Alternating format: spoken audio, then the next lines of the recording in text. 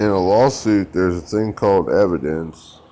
And evidence is admissible or inadmissible and can be fabricated or fraudulently tampered with or whatever. I mean, there's so many things that could possibly be changed about evidence.